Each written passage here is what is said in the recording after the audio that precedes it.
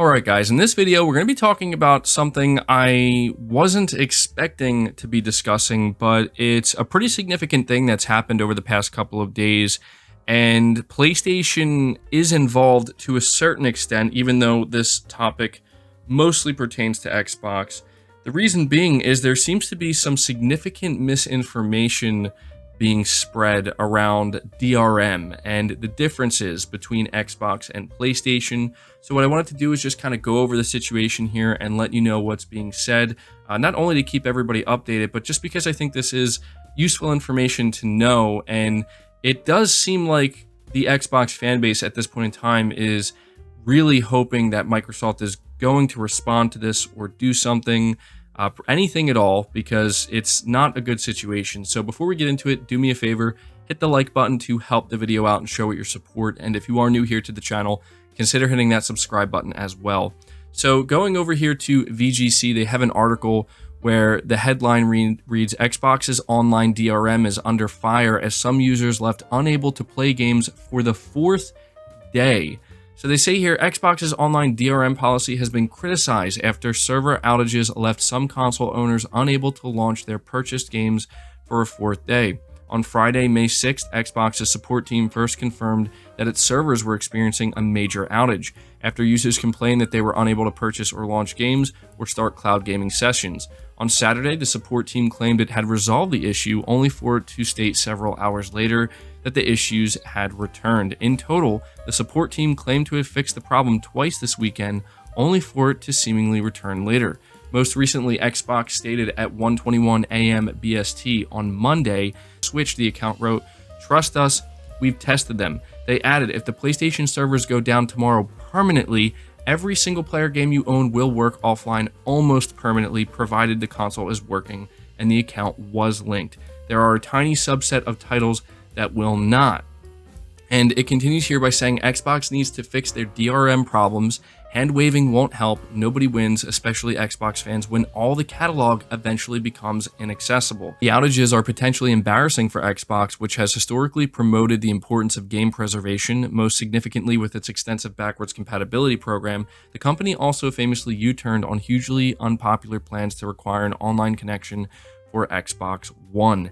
And this is why I wanted to cover this, because there is a lot of misinformation being spread right now by a certain vocal minority of individuals on the internet, where even though this is something that is directly affecting Xbox at the moment, and it's been only affecting Xbox, like it's not like PlayStation servers are down right now or anything like that, they're trying to turn it into something where it's, well, PlayStation does the same thing, and PlayStation is just as bad, and this is just the way it is, and we all have to accept it.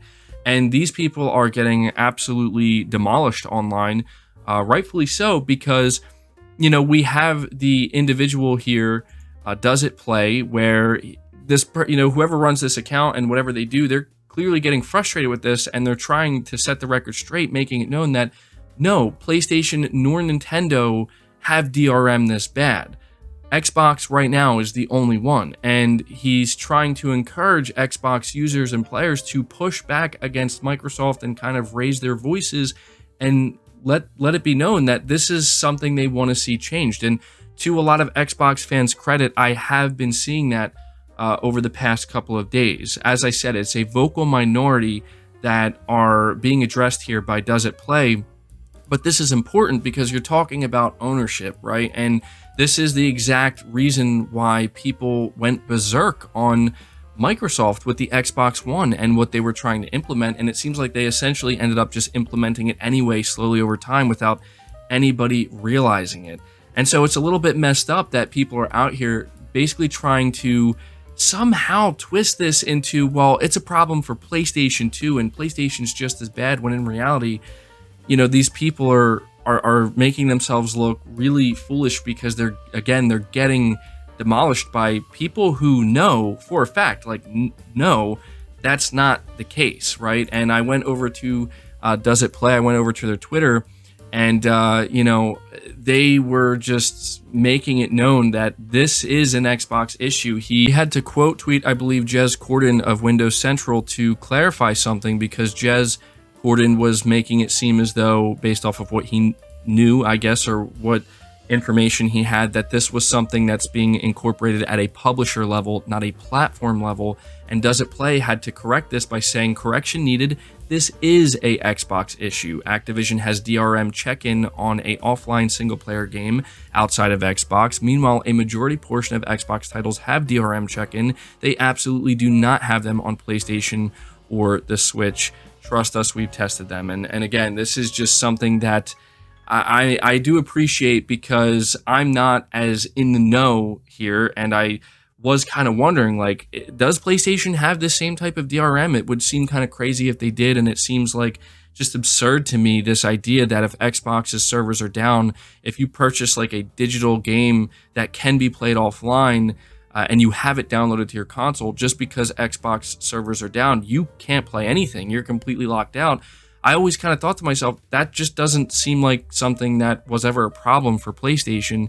And it's nice to have that confirmation that it's because it's not, and it never has been. And so, yeah, I just wanted to be sure to let you guys know about this, because it's just a pretty messed up situation overall. And I've been seeing a lot of people talking about this and expressing their frustration. And you have to imagine, like, even if you're the most diehard Xbox fan, right? I mean, you spent a lot of money, a lot of time on the platform, you know, not being able to play certain games, or maybe all of your games, for 4 days straight, even though you paid for them, you have them downloaded, and some of these games, or maybe most of them, can be played offline, but Microsoft, because of their DRM policies, just pretty much making it impossible for you to do so. Yeah, I mean, I think customers and players have every right to be upset about that. And you know, again, just one final tweet here from Does It Play. He says, Xbox and PlayStation do not have the same DRM system. People saying otherwise are lying. We spend so many hours of our time trying to help work against DRM practices just to have people intentionally attempt to muddy the waters. It's exhausting. We are not doing this for money. This is exactly why we don't cover Xbox DRM. So it's pretty intense. You know, it's pretty intense here, where Does It Play is trying to make it clear that they're not doing this, you know, for any reason other than they just are trying to make people aware of DRM and how, you know, it affects ownership and how it affects these platforms. And they're just tired of seeing people, you know, kind of come out here and defend it, and, you know, just flat out trying to, again, cause the spread of misinformation by making it sound like, oh, well, you know, PlayStation is doing it too, and they're just as bad. It's like, no, they're not, and neither is Nintendo. So Xbox should do something about this. But that's going to do it for this video, guys. It's just a pretty crazy situation, and, you know, we'll see what comes of it, and we'll see if Xbox does provide any update. And if they do, you know, I'll let you guys know about that as well. So do me a favor, again, hit the like button if you did enjoy the video or you found it informative. Subscribe to the channel if you're new. Hit the bell notification icon, and feel free to share this video out on top of all that. But until next time, guys, take care.